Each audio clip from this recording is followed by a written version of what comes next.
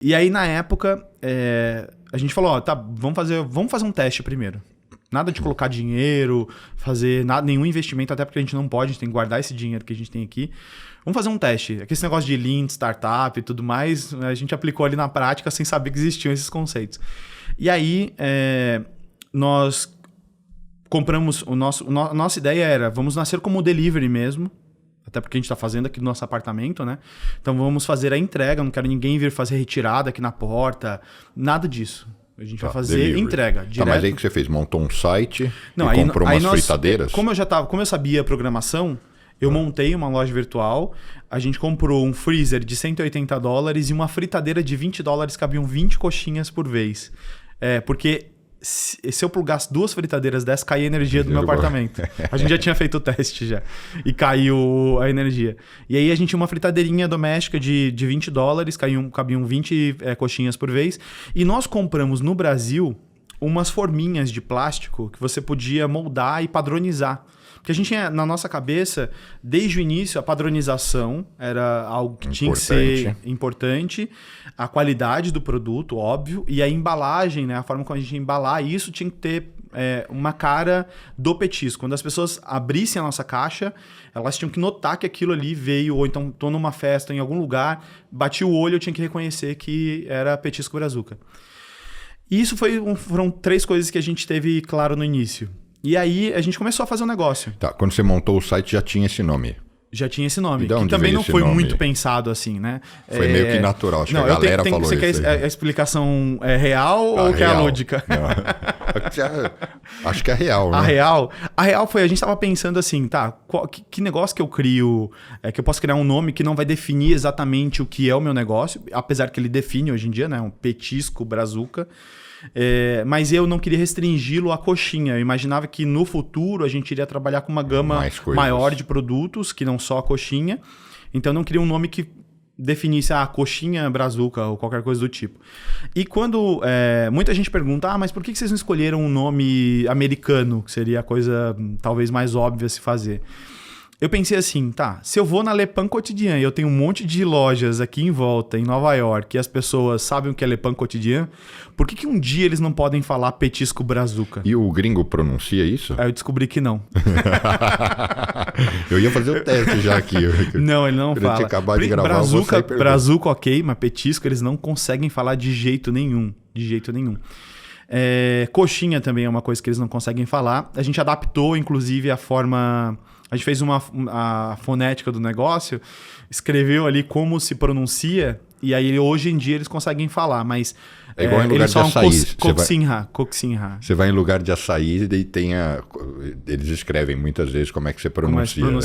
A gente fez isso com a coxinha. Mas na época a gente tinha isso em mente, tá? Por que não criar uma marca brasileira? Por que a gente vai ter que abrasileirar, quer dizer, americanizar um negócio que vai representar a nossa essência. Nossa essência é brasileira. Então a ideia é que a gente tivesse um nome que representasse isso, nem que a gente tivesse um pouco mais de dificuldade para ensinar as pessoas. Dificuldade e pouco dinheiro, né? Foram fatores que não ajudaram muito. Mas eu acho que a essência era essa, era ter um negócio que as pessoas pudessem falar, né? Assim como elas falam Le Pain Quotidien, por exemplo, que é uma marca com nome francês, né? Então a gente queria também que eles pudessem falar um nome em português. E aí nós começamos a fazer o negócio. Só que até então a gente não queria divulgar muito. E aí nós comentamos... Mas peraí, aí você pôs o site no ar. Coloquei o site no ar. O negócio estava rolando, criamos um menu, tinha fritadeira, tinha criamos um menu, compramos E aí tudo bem, aí você ficou lá sentado, você e sua esposa no sofá de casa, com os pés na cozinha, com os pés no balcão. Sentado no sofá. Aí esperando, olhando para a tela, vendo se ia cair um primeiro pedido, foi isso? E o pedido não vinha? Ou começou a bombar? Não, na verdade a gente começou... primeiro nós mandamos para alguns amigos, né? Para vários amigos ali que a gente tinha contato. E esses amigos começaram a fazer alguns pedidos. Mandou falando assim, tem o site aqui da Petisco Brazuca. A gente fez um site, tal, a marca é essa. O que vocês acharam? Olha, se você puder divulgar para mais alguém, manda. Começou a espalhar em grupos de Facebook, ou sei lá o quê? Não, ainda não. Porque eu queria, na verdade, ver como que a gente ia se comportar, até porque a gente não tinha estrutura para fazer isso. Se a cozinha eu conseguia sentar no sofá e lavar, a minha pia era menor ainda. A minha pia era minúscula, só cabia realmente a fritadeira ali e no máximo alguma coisinha para eu poder ajustar. Minha sala era tão grande que eu tinha uma mesa e a minha mesa só tinha 2 cadeiras. E ela era uma mesinha bem pequenininha. Então a gente sabia que não tinha estrutura. E aí o que aconteceu? Nós divulgamos para alguns amigos, a gente, durante uns 2 meses a gente deixou ir de forma orgânica. E de forma orgânica não estava engatando, porque a gente fez ali 3, 4 encomendas. E nada mais? E nada mais. E aí minha esposa tava... Pô, que animal, a gente vendeu 4, não sei o que lá, as encomendas. 4 pedidos. E aí isso foi me dando uma agonia. No 3º mês eu falei, Vanessa, eu acho que acho que tá na hora da gente fazer o marketing, divulgar realmente, criar alguma estratégia para as pessoas conhecerem, porque a gente nunca vai saber se as pessoas querem ou não, porque o negócio não tá andando. Só são os nossos amigos e talvez eles nem tenham compartilhado o que a gente nem conhece muita gente aqui, né? E aí eu tive a ideia na época de fazer um releasezinho mesmo, fazer um texto explicando qual era o serviço, o que a gente fazia, de onde tinha nascido, por que a gente criou a empresa. E eu tirei uma foto com o celular da embalagem e aí procurei jornais brasileiros, blogueiros, youtubers que estavam começando na época. Até que tinha um blog na época, chamava Táxi Amarelo, que era bem conhecido aqui na comunidade brasileira. E eles pegaram esse meu release, publicaram lá e colocaram meu número de telefone. Nem era para ter colocado meu número de telefone, mas colocaram meu número de telefone no final do post. E publicaram no blog. Eu não sei te explicar, mas a gente foi de 3 para 40 encomendas. 40 encomendas eu não sabia como é que a gente ia entregar. Eu não tinha, porque a gente não estava preparado para 40 encomendas. Essas 40 encomendas deram $5.000 na época. Pô, é bastante. Que era muito dinheiro. Era muito dinheiro. Não, até hoje é bastante grana. Exatamente, era muito dinheiro. E aí... Porque eu imagino que o custo, o insumo não, é barato. A maior parte dessa receita é o serviço em si, é o trabalho, né? A estrutura para entrega. Perrengue e o trampo de fazer a coxinha, né? E aí, foram 40. E aí, na época, eu lembro que a gente, ao invés de comemorar, a gente entrou em desespero. Porque era um problema bom. Mas vieram 40 pedidos quase que de uma vez, é isso? Tudo, né? Porque publicou no site, começou a pipocar pedidos. Entrar pedido. Em uma semana foram esses 40. Não foi assim, em 30 dias 40. Em uma semana a gente recebeu 40 pedidos. E aí a gente começou a acomodar. Olha, eu só posso te entregar daqui a X tempo, posso fazer isso, tal. A gente deu um jeito. Né? Missão dada, missão cumprida. A gente tinha que entregar aquilo ali. 40 pedidos. Entregamos os 40 pedidos. E aí, a nossa cabeça explodiu naquela hora, né? Porque a gente pensou, as pessoas elas só não conhecem o serviço. Mas o serviço, ele tem demanda.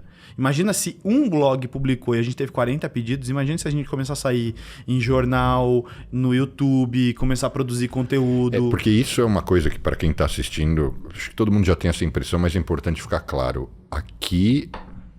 tem muita demanda. Assim, acho que se você abrir uma loja de elástico... Vai ter alguém que vai querer comprar. Não, é capaz que você vire o rei do elástico. E não, vai ter gente que vai comprar e se você fizer bem, você pode virar o cara que mais vende elástico na cidade. Sim. Então, assim, as coisas, de fato, têm essa alta demanda, né? As pessoas consomem. É impressionante. E tem algumas coisas aqui que são tão específicas, como você falou do elástico, que você pensa, de onde o cara tirou essa ideia de vender isso? Mas é porque é muita gente todo mundo amontoado, né? Uma cidade muito densa populacional. E aí você tem demanda para todos os tipos, todos os gostos. Você tem etnias dos mais diversos lugares. Então as oportunidades, elas realmente existem. Elas estão por aí. Aí você viu o seguinte, dá para ganhar dinheiro vendendo coxinha. Sim. Tem uma fritadeira de 20 unidades. E aí? O próximo passo foi o seguinte, a partir do momento que a gente viu que realmente tinha demanda, que o problema era não ter feito nenhum tipo de divulgação, o que era o mais óbvio, né? Tem um conceito que hoje em dia ele chegou no Brasil depois da pandemia. Pode ser que até já existia antes, mas que se consolidou depois. Mas é algo que já existia antes da gente chegar aqui nos Estados Unidos. Já estava muito bem consolidado. Hoje a gente ouve falar das Ghost Kitchens, Cloud Kitchens, né? Que são cozinhas totalmente preparadas para o empreendedor trabalhar, produzir, mas só trabalhar com o delivery, com a entrega, com os aplicativos de entrega, né? Vou explicar isso de um outro jeito para quem está assistindo e não está familiarizado, porque isso é comum há alguns anos, mas é basicamente você ter uma cozinha que é você trabalha com as portas fechadas. É como se fosse a cozinha da sua casa, mas não é sua casa. E não é tão pequena, porque pode ser uma cozinha profissional, Sim, dependendo, você personaliza. pode ser uma cozinha enorme. Tem um investidor amigo meu que ele começou a construir complexos de cozinhas ghost, né? Enormes, assim. Você olha, parece um galpão de distribuição da Amazon, gigante. Você entra lá, ele fala, não, eu tenho aqui 50 cozinhas profissionais, você chega, aluga, já tem a cozinha pronta. Então, assim, só para o pessoal entender. Então, é uma cozinha que ninguém vai lá, é só para delivery, só entrega, ela não recebe público, né? Só que esse conceito, ele chegou no Brasil pós-pandemia. Isso já existia aqui há muito tempo, Então, quando nós enxergamos essa demanda, a gente pensou assim, olha, para montar uma loja aqui não é barato. A gente está num dos endereços, se um apartamento custa o que custa, imagina você alugar um ponto comercial aqui em Nova York. Então, a gente pensou assim, para alugar, comprar os equipamentos, reformar, vai custar um absurdo. E a gente ainda está engatinhando, então a gente precisa realmente validar essa ideia. Fomos atrás, então, de um conceito que pudesse... um lugar onde a gente pudesse fabricar, que de repente tivesse isso, e encontramos algumas cozinhas comerciais compartilhadas. E aí nós entramos numa incubadora que era voltada só para a parte de alimentação, que inclusive compartilhava muito conhecimento, dava workshops, a gente tinha integração com outros empreendedores. Incubadora gringa aqui, gringa, local. Não, a gente ficava aqui no Queens. E que, como era o modelo, assim, você pagava para estar lá, eles Você pagava pedaço. por shift, né? Que é o período que você... É por demanda. Então, você pode escolher uma cozinha 100% dedicada, ou seja, ninguém mais vai usar aquela cozinha, e eles personalizam de acordo com o que você precisa. Então, você diz assim, olha, eu preciso de 3 fritadeiras, um forno a X potência, então uma pia... Ela era quase como essa operação desse investidor amigo meu que está montando cozinhas industriais para alugar. Era uma incubadora, porque a expressão incubadora dá a entender que era um lugar que te ensinava a trabalhar. Também, eles também tinham isso. Eles não tinham uma participação nas empresas, mas pelo FII que você pagava, você tinha direito a cursos e workshops, integração com outros empreendedores. Então você tinha o uso da cozinha. E o uso da cozinha. O principal era o uso da cozinha. Mas qual que é a diferença? Ao invés isso de você... Onde? Para que lado da cidade rola isso? Fica em Flushing, aqui no Queens. Tá. Eles têm algumas outras unidades, mas não, essa unidade em si ela não existe mais. Porque isso tem o quê? Tem quase 10 anos. 9 anos e meio, mais ou menos, que a gente fez isso. E aí... Aí você pagava, ia lá e fazia suas coxinhas. A gente pagava um shift. Então, por exemplo, a gente pagava $20 a hora, ia lá, usava todos os equipamentos que a gente pudesse usar, fritadeira, mesa, forno, batedeira, usava tudo que eles tinham de disponível, produzia, e aí você tinha uma área... Ou seja, você saía de lá com... Você pode alugar o storage deles. Tá. Então eles têm o storage congelado e o dry storage. Então você podia armazenar os produtos que você produz lá na própria cozinha. Então o que a gente começou a fazer? A gente começou a fazer um modelo híbrido. Quando a gente tinha muita demanda, a gente ia para essa cozinha, produzia tudo lá. Quando nós tínhamos só a preparação, a gente trazia um pouco dos produtos, preparava em casa e entregava. Entendi. E foi assim que a gente fez durante um bom período. Praticamente uns 4 anos a gente trabalhou dessa maneira. Compartilhando entre cozinha comercial e a nossa casa. Fazendo algumas poucas... minúsculo. A gente foi mudando de apartamento, né? Foi melhorando Foi mudando para um apartamento um pouco maior, a grana foi entrando, então a gente foi melhorando a nossa estrutura. E investindo em marketing e divulgação. Sempre. Assim, a gente não tinha verba para comprar equipamento, mas para investir em marketing a gente sempre teve. Então a gente começou a investir muito em marketing. E aí como se comportou as vendas? Elas foram lentamente subindo? Como foi isso? Não, na verdade, assim, nós fomos em pouco tempo de 3, 4 encomendas para 10 mil unidades, 20 mil unidades, 30 mil unidades mês. E aí a gente passou um período até montar a nossa própria loja, em que a gente estava estável em 30 mil unidades. Quando você estava em 30 mil, quem compra essas coxinhas? Pessoas físicas? Não, na verdade, assim, o cliente final é boa participação do nosso target. Boa quanto? É o seu principal canal? Na época a gente tinha, digamos que 70%. Eram pessoas físicas que entravam no seu site e falavam, quero coxinha. Logo em seguida, quando o negócio começou a deslanchar, nós lançamos um aplicativo. Esse aplicativo, ele teve uma certa repercussão. Então, a gente, nos 3 primeiros meses, a gente recebeu 10 mil downloads do aplicativo. Então, a gente tinha gente na cidade inteira pedindo Bastante. coxinha. É muita 10 gente. mil Muita clientes, gente. teoricamente, muita gente. né? Tinha gente de fora também que fez download, que viu como que era, só por curiosidade. No Brasil, muita gente baixou que nunca ia chegar a coxinha lá.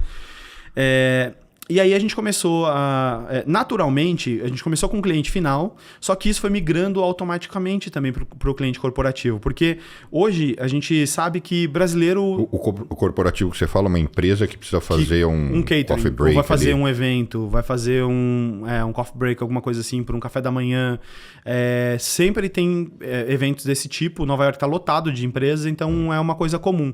E aí o que acabou acontecendo foi o seguinte: não foi porque nós fizemos uma ação específica para o público corporativo. Isso foi natural. Brasileiro, a pessoa que compra, o brasileiro, que trabalha em algum exatamente, lugar. O brasileiro está inserido nos mais diversos ambientes. Então tem um diretor de uma empresa que é brasileiro, ele tem um gerente, alguém que trabalha ali numa função mais simples. O brasileiro está espalhado em todos os lugares. Então ele levava ali, vou levar hoje para os meus amigos na empresa comerem, vou levar para o departamento, vou levar para um evento de aqueles eventos que tem todas as nacionalidades, cada um leva alguma coisa. E as pessoas ficavam enlouquecidas pela coxinha. E aí, vendo isso, as empresas começaram a nos contactar. Então, já nessa época, 1 ano depois, 1 ano e meio, quase 2 anos depois, nós começamos a ter uma demanda maior de clientes corporativos. Então, a gente tinha United Nations, a própria Nike, HP, a gente teve Yahoo, Michael Kors, Google...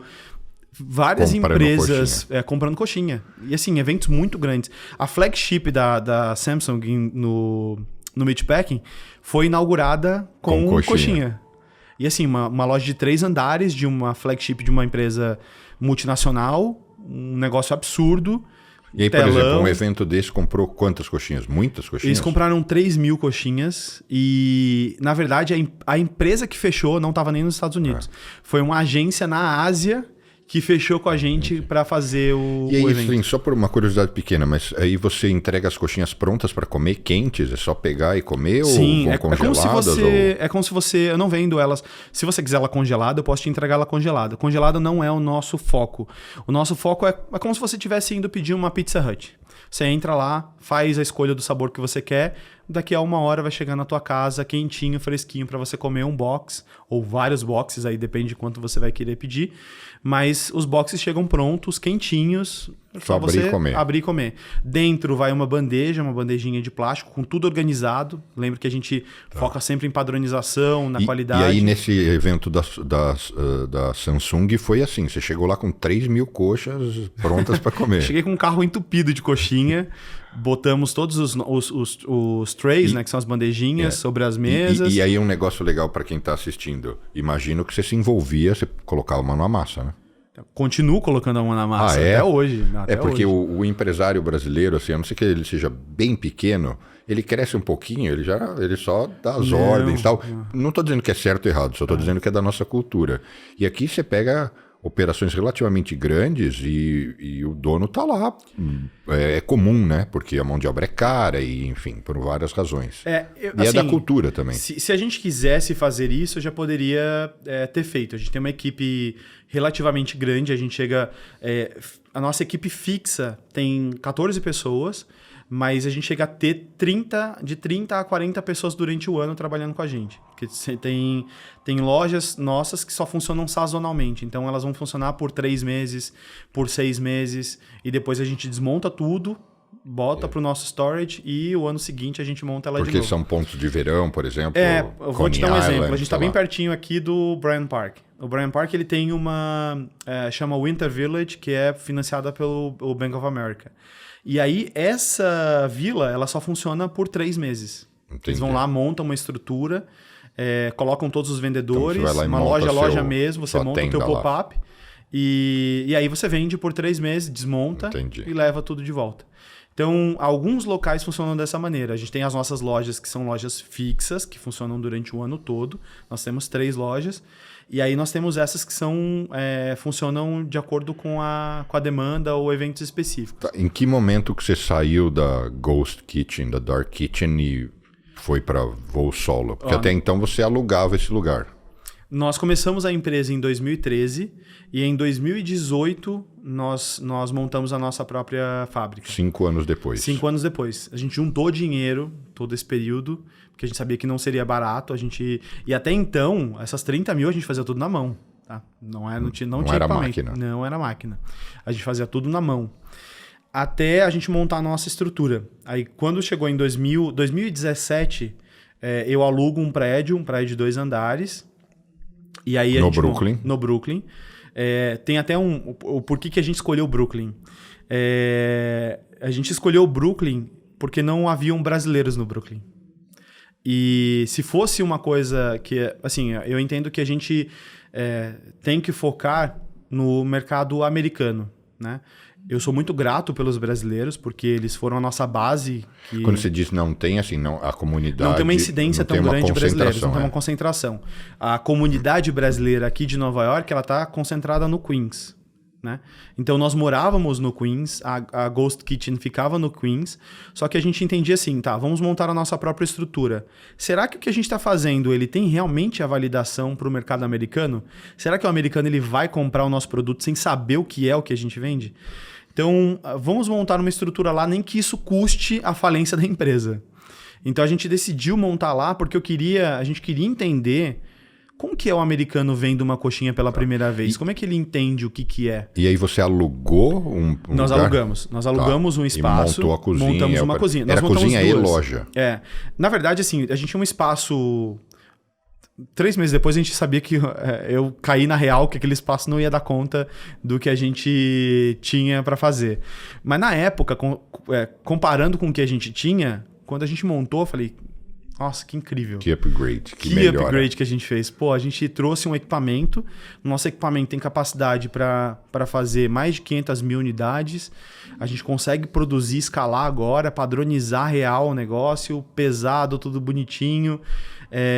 Montamos a nossa estrutura, linha quente, montamos uma cozinha quente em cima, cozinha quente fria embaixo, área de preparação. No fundo a gente tinha um storage que a gente podia armazenar todas as coisas de feiras que a gente fazia. E na frente ainda sobrou um espacinho para a gente montar uma loja, que as pessoas podiam ir lá. Que seria a sua primeira. A nossa primeira loja, porque os clientes já estavam pedindo essa experiência. E é nesse momento que você estava com as 10 mil... Não, a gente está fazendo mais ou menos umas 30 mil unidades por mês. E assim, eu acho que as pessoas querem ter ideia de número. Assim, algum número você tem que se soltar pra gente. Quando que você começou a ganhar grana? Ganhar quanto? Tá, vamos lá. Nessa época, a gente já estava nesse faturamento aí mais ou menos uns 25 mil dólares por mês. Na época que a gente abriu a loja. Tá. Abriu a loja. Hoje a loja, a gente tem algumas lojas, né? E aí isso vai variar de acordo com a época do ano, tá? Em média, a gente faz mais ou menos uns 200 mil dólares mês. Mas a gente chega a ter meses que esse faturamento ele pode ir a 300 mil, 350. Mas o segredo é ver quanto isso deixa de margem. Né? Exatamente. Tudo isso vai ali no final da linha. A nossa margem, ela tá... de novo, varia de produto, mas a margem média ela está em 25%, dependendo do produto, 20%, 15%, mas em média a gente está nessa... Pós-impostos. Pós-impostos, Porque a gente consegue... É um produto que é relativamente... A matéria-prima não é tão cara, o custo mesmo, como a gente estava falando, não é o custo do produto, o custo é a mão de obra envolvida para fazer aquele produto acontecer. No início, especialmente a mão de obra, e depois agora é a parte imobiliária, né? Que pesa, tem o custo, né? de... E tem uma outra coisa também. Quando você está montando uma estrutura como essa, tanto é que a gente está revendo o caminho que a gente vai seguir, se a gente vai por uma expansão de loja ou se a gente vai por um outro caminho, a gente já tem claro uma coisa que a gente vai fazer para os próximos anos. É uma licença, inclusive, que a gente tem até desde 2018, que foi quando a gente mudou para lá. A ideia era fazer essa, mas a gente realizou que aquele espaço não tinha condição, né, de fazer o que a gente queria fazer. Era de realmente ir para uma linha de produtos congelados, de ter produto na gôndola, né, de realmente expandir para outros estados, ter uma distribuição nacional. E a partir desse momento, trabalhando a parte logística, se investir em outras lojas. é que Nova York, e assim, você também tem que estar com a mentalidade aberta, porque existe muita coisa disponível no mercado. Óbvio que você não vai sair aproveitando todas as oportunidades, nem dá, porque você tem que ter foco naquilo que você quer fazer. Mas Nova York ele vai te abrindo alguns horizontes, né? Então, primeiro, nós fomos para as feiras de rua, que foi uma surpresa absurda. Como absurda. vende? Como é absurdo o volume de vendas que você tem num lugar como esse. Né? Muita gente. E aí gente. você frita na hora, tudo? Frito na hora. Cara, a gente chega a atender 700 clientes num dia, uma barraca com 3 pessoas. Então, e você fica na barraca? Hoje em dia não. Inclusive, a gente tá com uma... Hoje que a gente tá gravando, tem uma lá no World Trade Center. Eles têm feito ali, né? Temáticos, né? Cada dia. Tem uma área ali que eles separam e a gente faz todas as sextas-feiras lá. Mas a gente não faz lá só, né? Eu fiz essa semana Avenida das Américas, Sexta Avenida aqui, World Trade Center, Williamsburg, Prospect Park, além das lojas que funcionam normalmente. Mas as coisas vão acontecendo e tem as oportunidades que elas são diferentes do Brasil porque o volume é muito diferente. Então, a gente tem, por exemplo, nessa organização que a gente participa, tem pessoas que fazem num único dia de 15 a 20 mil dólares vendendo sanduíche, vendendo um hot dog, a gente vendendo coxinha. Então, são volumes muito grandes de produto. Vamos fazer um bate e volta aqui rápido, assim, para a gente entender algumas coisas. Você acha que as suas coxinhas são boas, a qualidade é top? Esse é um dos das suas marcas, do seu sucesso? Olha...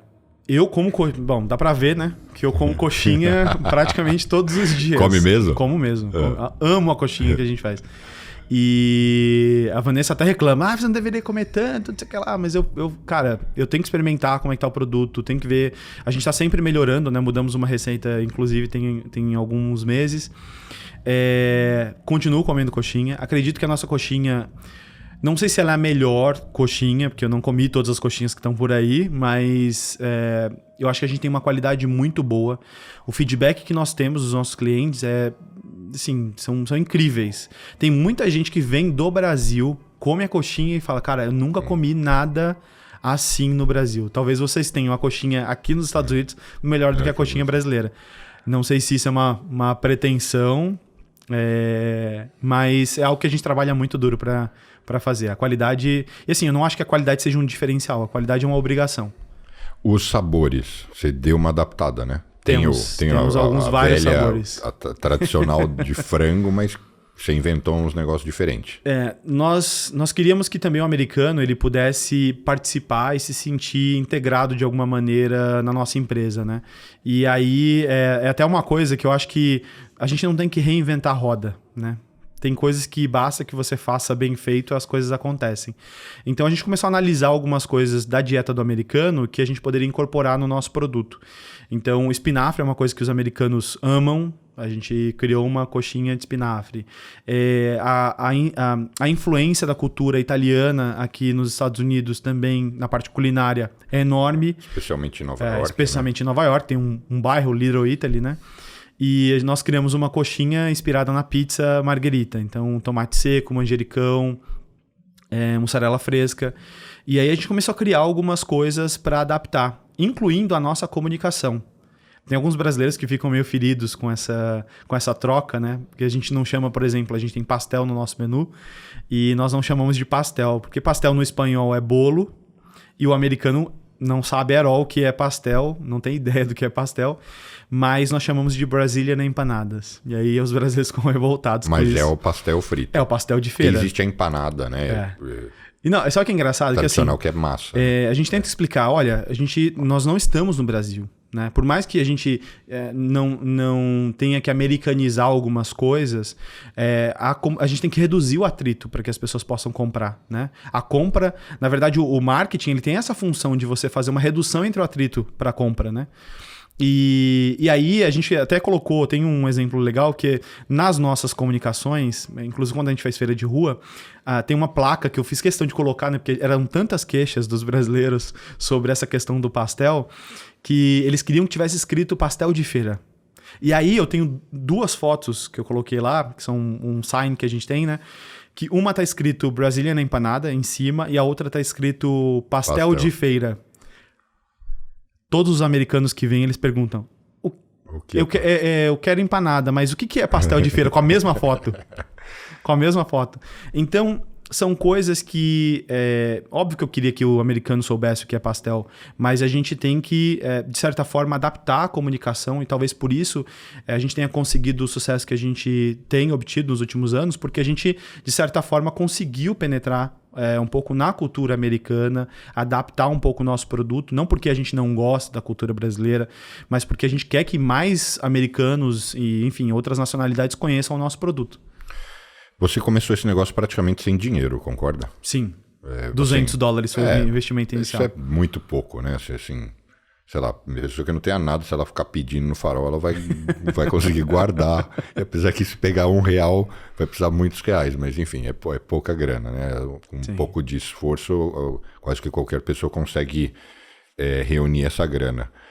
Então o segredo não foi capital, o segredo foi enxergar a oportunidade e transpiração. Eu acho que nem todo mundo está disposto a fazer o que a gente fez para poder chegar onde a gente chegou.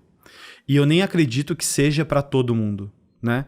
Eu acho que envolve um pouquinho do repertório que a pessoa tem, né? E o quanto disposta ela tá para poder realizar as coisas que ela quer. Tá, tirando o repertório, né, que você quer dizer, está se referindo a competências e educação, quando você fala disposição é de trabalho duro. Trabalhar muito. De sujeito. É o perrengue, né? Eu vou te falar que assim, hoje, né, as pessoas têm uma ideia de que ganham milhões, já estão bem estabelecidos. Eu acho que a gente ainda tá, mas assim... Você está longe de onde você pode ir. Exatamente, anos-luz mas do que eu enxergo. Mas você já deu muito certo. Sim. Eu enxergo que, comparando relativamente com as pessoas que estão começando, a gente já deu muitos passos adiante. Mas eu ainda estou muito distante do que eu imagino onde a gente pode chegar, tá? Só que, hoje em dia, como você disse, se trabalha direto na operação, a gente fez a inauguração da loja. Se eu dormir 8 horas na semana que a gente inaugurou a loja, foi muito assim. A gente trabalhou das 6, 7 da manhã até as 4, 5 da manhã do dia seguinte, todos os dias. Eu e a minha esposa, a nossa equipe. Você ainda não tem filhos? Não tenho filhos ainda. Talvez por isso que eu tenha conseguido. Mas o que eu estou dizendo é que nem todo mundo tem essa disposição. Talvez... ter passado por todas as experiências que a gente passou aqui, a gente tenha criado um pouquinho de casca para aguentar tantas porradas. Eu acho que é isso que vai definir, no final das contas, quem vai conseguir chegar lá e quem vai ficar na metade do caminho.